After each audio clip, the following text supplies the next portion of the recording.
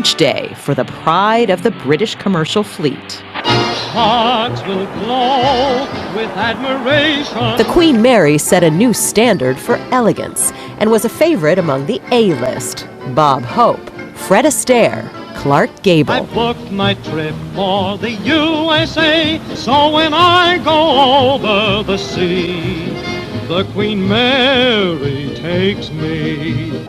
She was the last word in comfort and style, capable of crossing the Atlantic in record time.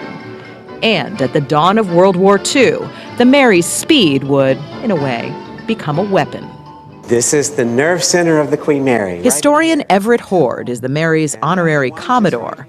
The Queen Mary is a very fast ship. Her top speed is about 32.5 knots. And what is that compared to other vessels of the time? A surfaced U-boat in those days, perhaps around 13, 14 knots, submerged 8 knots. The Queen Mary was even faster than the torpedoes themselves, which traveled along about 25 knots. Queen Mary was faster than the torpedoes? Just a shade. The gallant vessel continues to play an important role in the war. And so, the world's largest ocean liner became the world's largest troop ship. Bigger than the Titanic and faster than any German submarine, the Queen Mary was just the thing the Allies needed to take American soldiers to Europe. In fact, on one trip alone, she carried more than 16,600 troops, a record that stands to this day. Whenever huge reinforcements are needed, the Queen Mary does the job. Every other week, the Queen, clad in drab gray war paint, would haul an average of 15,000 American GIs to Europe.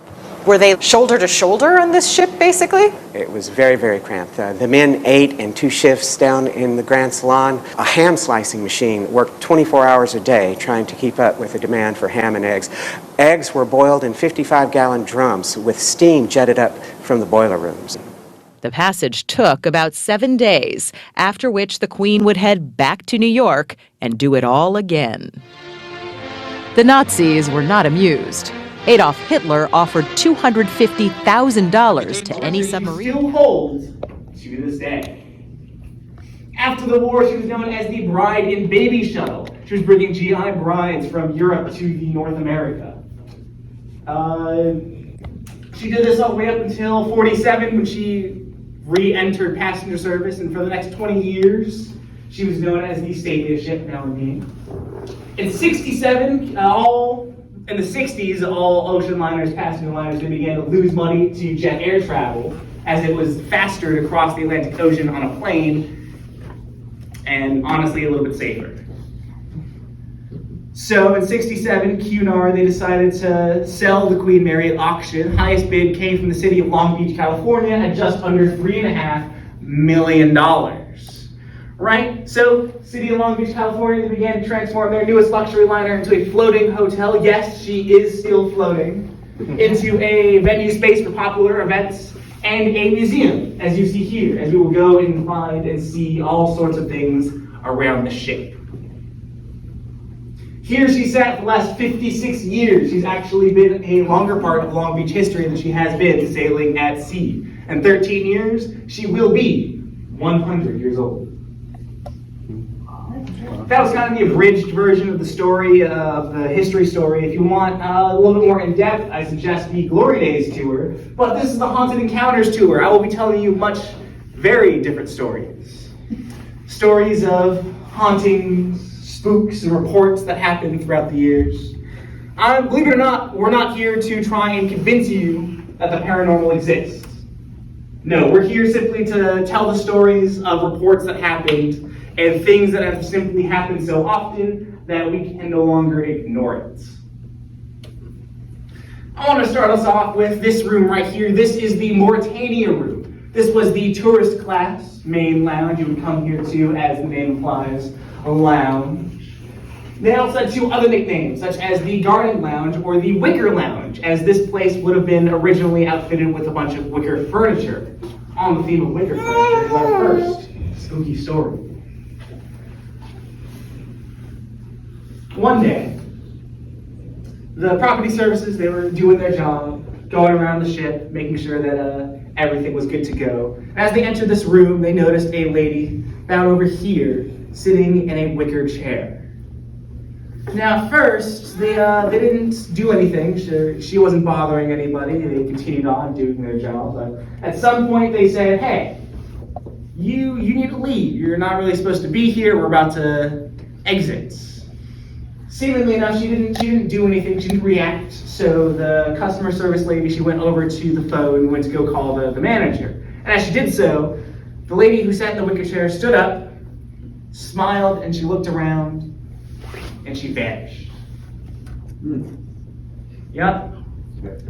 There are two different kinds of hauntings. This was an example of the first kind of haunting, a residual haunting. Not necessarily meaning that someone died or passed on to the next life, but just an energy that was left behind through emotional connection or maybe positive or negative experiences or whatnot. Simply a memory, a record or a video playback of something that might have happened to you. The second kind of haunting is I want to say active, but no, that's not right. Conscious haunting. Yes. That's when a residual energy or a ghost or a ghoul or whatnot haunts a specific room, a specific item, a specific person, presumably for the purpose of haunting them or scaring them or whatnot. At this time, if you wanted to explore the room a little, take a few photos, multiple videos, go for it. If you guys have any questions so far,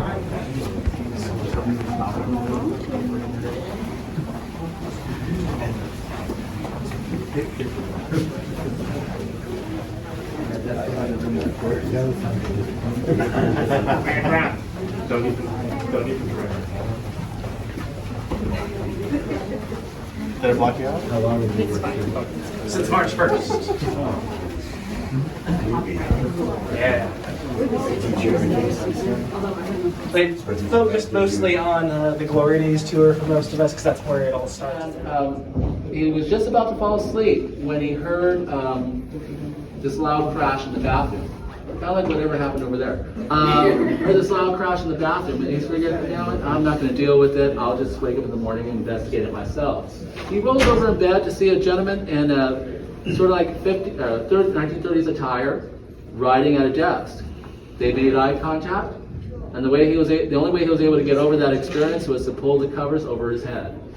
Next morning, upon waking up, he went to the bathroom to investigate to see that all of his items in his toiletry bag were dumped in the sink, the toiletry bag tossed into the tub. Folks, right this way. Yes, a lady who's dressed in a white gown, presumably a wedding dress or ball gown, would come by and dance in whatever room this piano seems to be in. We've had some paranormal investigators come by, and they have come up with a theory on just where she came from. You see, when the Queen Mary was the bride and baby shuttle, the GI brides would travel on the Queen Mary to North America, and they had to be claimed by their husbands.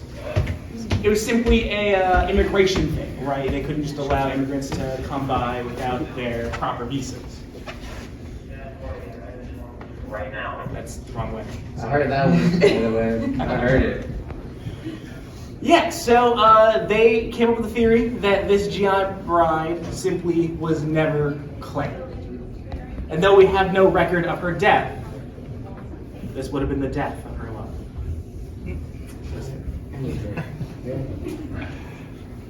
Now, for those of you who did not know this, we haven't taken the Glory Days tour yet, over here, these window doors, these glass doors, did not used to be glass, they used to be steel, so they could port the passengers in from the starboard side. Now, there are windows looking out to that wonderful city skyline of downtown Long Beach. It's got a wonderful port harbor if you guys wanted to take a picture, nudge, wink, wink.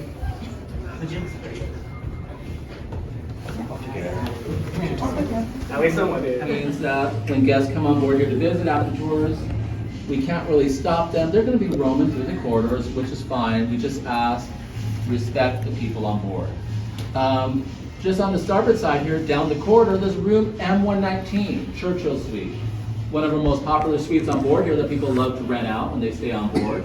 Now, it's been noted that when people stand on board in that particular room, they still get that essence of cigar smoke, as Winston Churchill was a noted heavy cigar smoker. So we get that essence of that scent.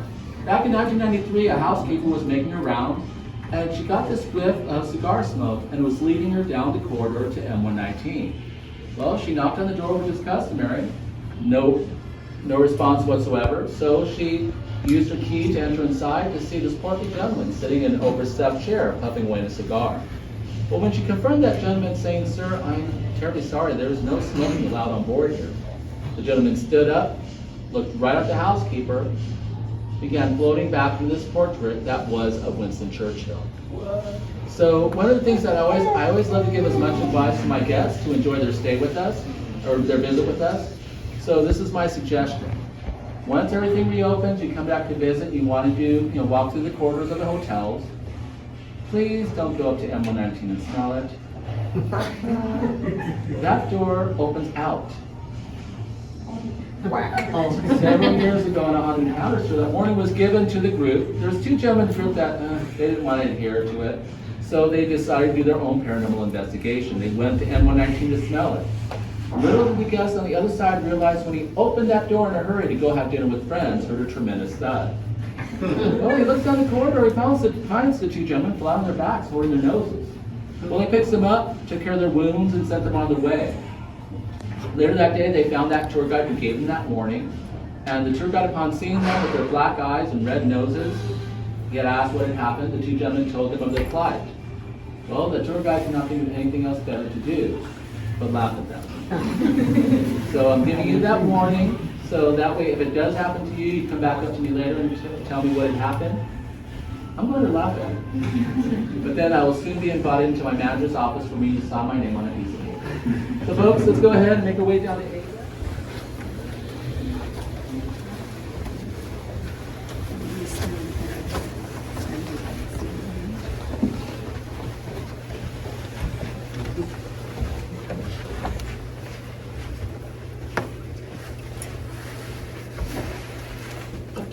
Get over here.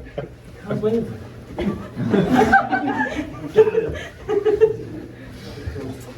So, may I present to you the women's restroom? There have been reports of a male officer going in and out and through the women's restroom. Now, those of you thinking of the man as very much of a creep, I assure you that he has at least some ground to stand on. For you see, when they brought her, the Queen Mary, into port, they swapped the sides of all the restrooms. I'm told that they did this for a plumbing reason. I think they just do things weird in Britain. But we believe that this figure is none other than the spirit of William Stark, no relation to Tony Stark. You see, the story of William Stark is a comedic one at best. The captain invited him and his officers down to have a drink at the bar. William was the first to arrive and said, "All right, well, let's get some pre-gaming done." He asked the bartender for a shot of gin. The bartender then went to go grab a bottle of what he thought was gin, poured him a shot, and William Stark simply took it. See, at the time, he had a bit of a cold, so his nose wasn't really picking up the smell of the fact that that was not gin. Instead, he drank a very powerful floor cleaner, carbon tetrachloride. Jokingly enough, he said, "I think I may have just poisoned myself," and laughed it off with all of his friends. 3 days later, he was dying. They had just brought the Queen Mary into port in Southampton, took him to a hospital, and there he passed. We believe that his spirit is the one coming down these halls and entering the ladies' restroom. Why the restroom? Don't ask me. It's a little weird even for a ghost. We're moving forward this way, where Robert is, and he will take you. Okay, folks, we're riding this way. This is one of the thresholds.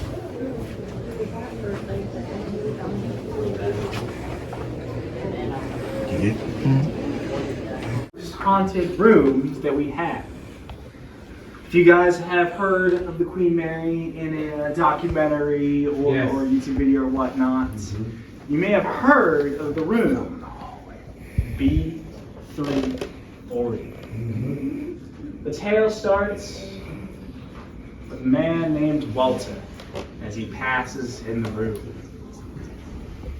Since then, we've heard numerous reports of people tugging on the sheets, throwing them about. We actually heard a report from housekeeping as she came in to make the bed. She turned around to go restock the towels for half a second. She turned back around and there was completely a mess. We've heard reports of people as they were sleeping. There was someone tugging on the sheets, pulling them all the way off. And they would just play tug-of-war with the sheets. I don't know what this man's deal is with linens, but obviously he has a problem. At this time, Robert will be taking you down to go see the pool.